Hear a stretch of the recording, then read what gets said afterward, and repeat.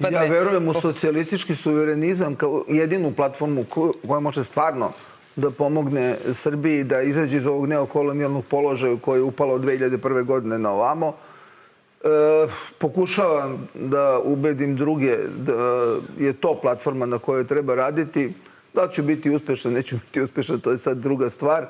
Vrlo sam zadovoljan što smo je iznedrili i vrlo sam zadovoljan u smislu entuzijazma ljudi koji stvarno žele da se bave politikom, a ne ovim politikanstvom i mislim da smo napravili jednu razliku u načinu ophođenja, u vrsti argumentacije i to je jedan dobar osnov za neki budući rad. Koliko će to biti uspešno u ovom izvlačenju na ovim izborima, nemam pojma. A izaći ćete na njih, jel?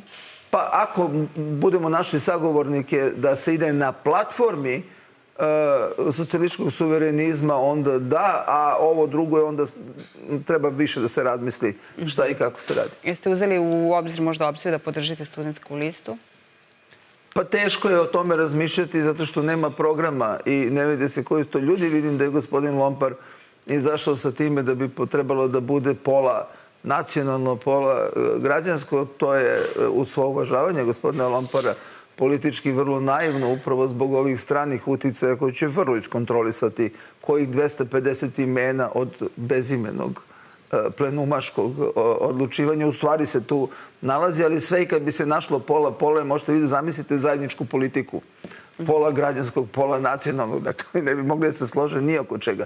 Tako da kad se traži od mene ili od bilo koga drugoga da se izjasni u odnosu na takvu jednu političku ponudu, onda je to nemoguće, jer ja ne vidim sadržinu te političke pozadine, a u onom delu u kome je jednom, nažalost, značajnom broju naših građana dovoljno, a to je samo mrzim Vučića i samo da dođe do smene Vučića, meni to nije dovoljno. Dakle, da bi se opredeljivao, meni to da budem protiv nije dovoljno, moram da vidim zašto sam za.